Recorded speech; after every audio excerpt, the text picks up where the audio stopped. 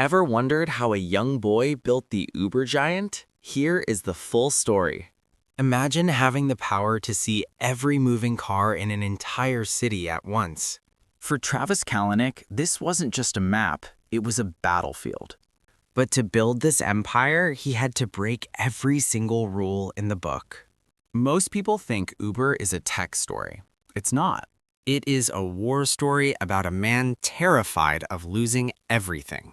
Again. Rewind to the year 2000. Travis isn't a billionaire yet. He's a young rebel running a file-sharing company called Scour, until the entertainment industry sued him for $250 billion. That number is not a typo. $250 billion.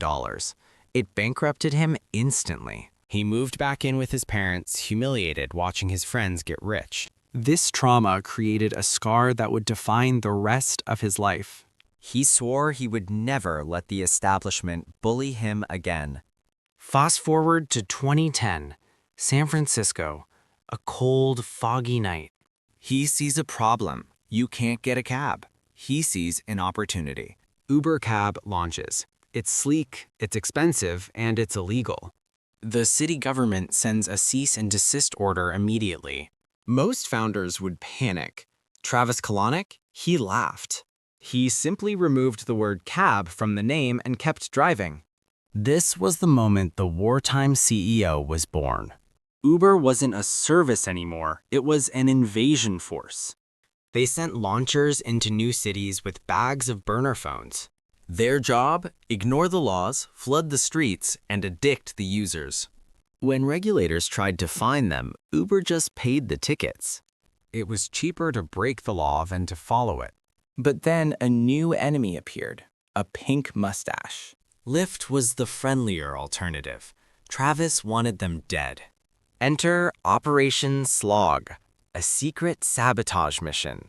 Uber employees called thousands of Lyft rides and canceled them. They jammed the enemy network, leaving passengers stranded. It was dirty, it was ruthless, and it worked perfectly. By 2015, Uber was valued higher than Ford and GM combined. But the bigger they got, the more paranoid Travis became. Regulators were closing in, so he built a digital weapon. They called it Greyball. It was genius and totally illegal.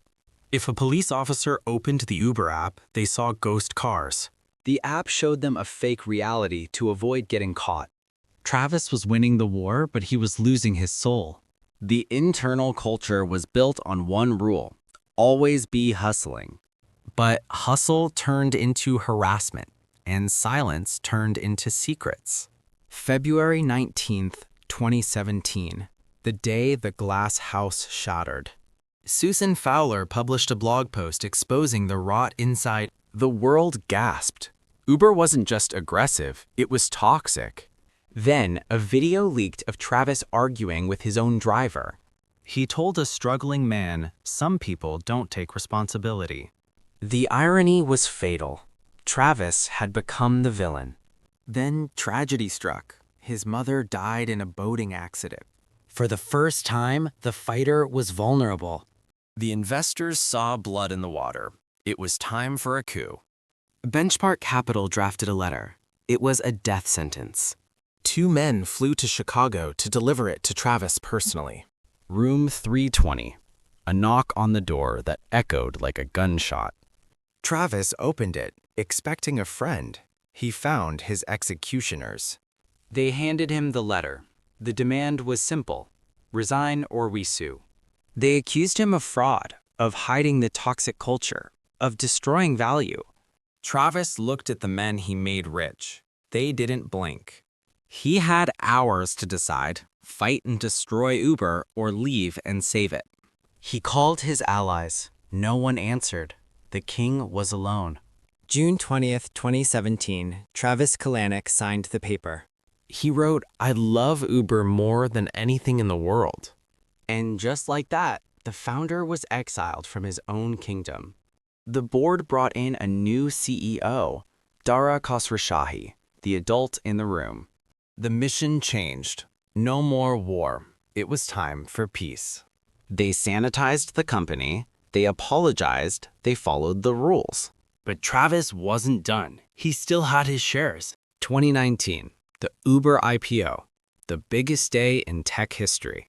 Travis asked to ring the opening bell. The board said no. He was the father of the bride, but he wasn't invited to the wedding. So he did the only thing a ruthless capitalist could do. He sold 90% of his stock. He cashed out. $2.5 billion, pure liquid cash. He left Uber with enough money to buy a small country. But look at the price he paid. He lost his reputation. He lost his mother. He lost his company. Today, Uber is safe. It's boring. It's a utility. But it only exists because a monster built it first. You can hate Travis Kalanick. Most people do. But ask yourself, would Uber exist without his aggression? Sometimes innovation requires a villain. Travis is now building CloudKitchens, ghost restaurants. He's hiding in the shadows again, building the next machine.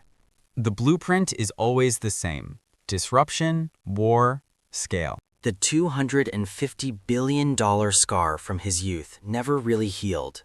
It just got expensive. This is the scale blueprint.